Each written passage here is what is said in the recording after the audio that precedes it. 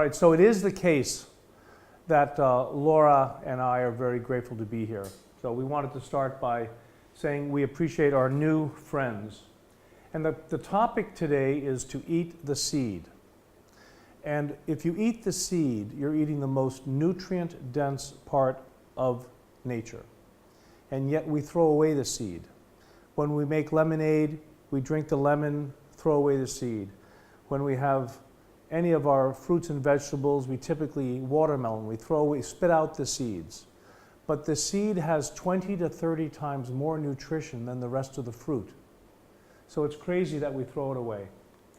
But the seeds have to be organic and non-GMO, because every time the living organism gets toxins, it stores toxins in fat tissue. So the tuna fish belly is where most of the mercury is. And the human being, when we lose weight, we feel badly often because we're releasing stored toxins, pesticides and stuff.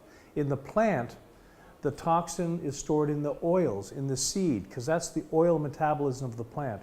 So everything I say today about eating the seeds, it must be organic and ideally non-GMO.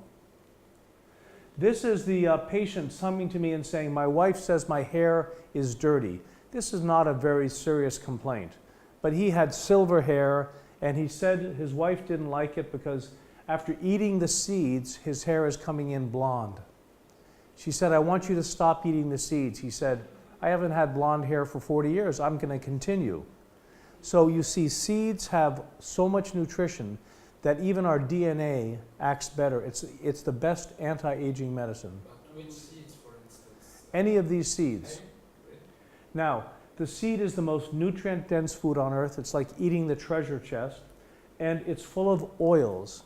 If the seed is raw, you have unadulterated seed oils, and we're mostly made of omega-6 seed oils. The revolution in nutrition today is to eat the seed. Everything is in the seed. Nutrients. Remember, you have a seed which is ready. All you need to do is add water, and it'll make a plant. It has all the trace elements in it. It's the perfect food. This is a diagram to show that just the seeds are more valuable than the fruit. But we all love sugar. So we eat the fruit, and we don't eat the seed because it's too bitter. This is an example of showing you how to eat the seeds.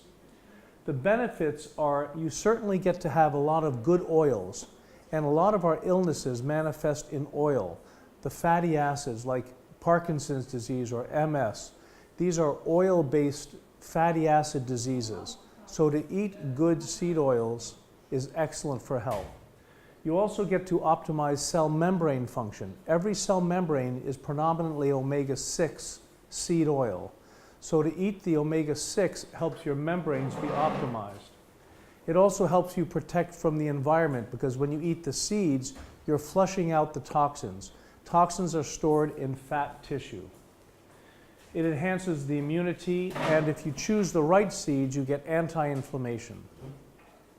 You also get anti-aging medicine because the seed is full of DNA and RNA. You know, the seed is nothing but an envelope to prepare the next generation of plant. So when you eat the seed, you get the DNA and the RNA. We call that transgenetics. We actually get DNA from the food we eat, and if you eat the seeds, you're getting a whopping dose of the DNA.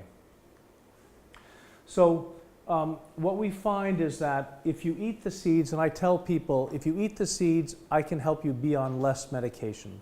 And that's what people are interested in America, how to be on less medication. So if you choose anti-inflammatory seeds, then you need less pain medication.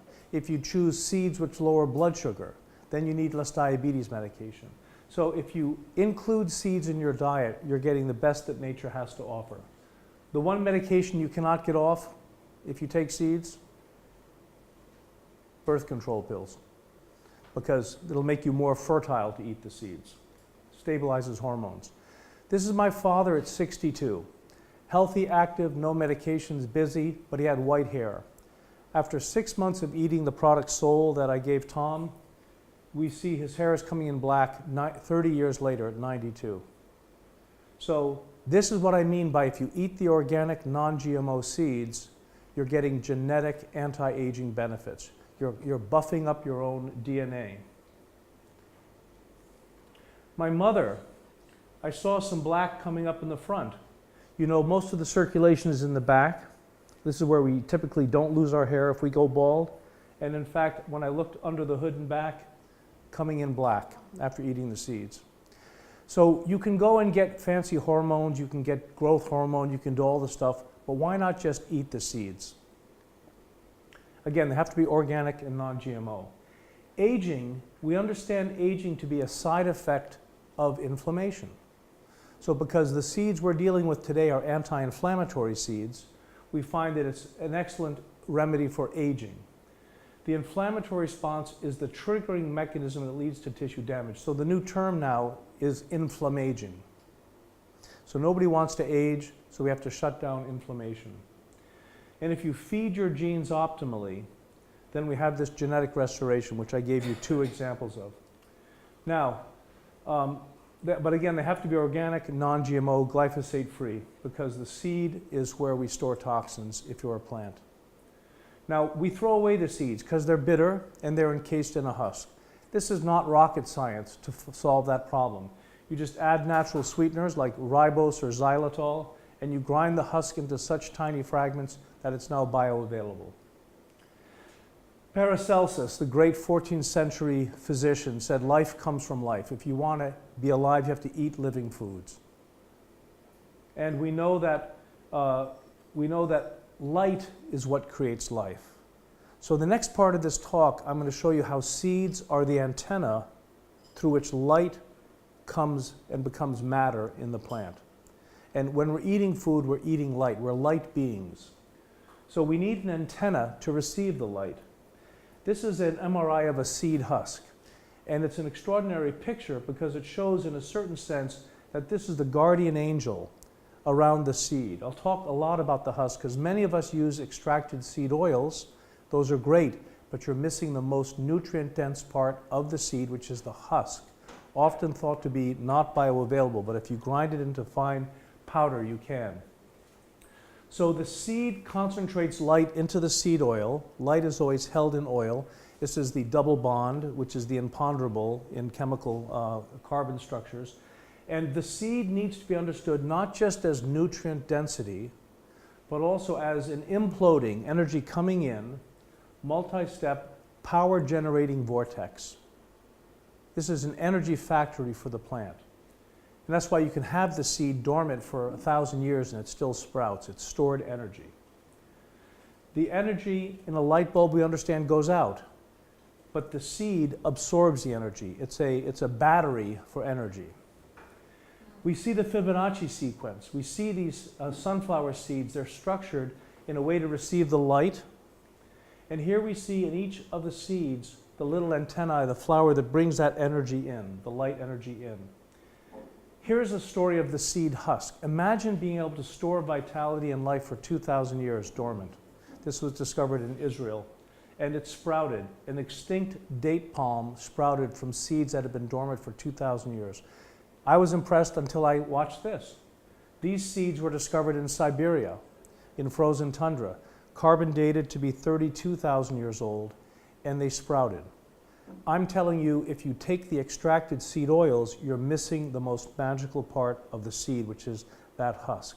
The seed extrudes minerals, glycoproteins to protect it.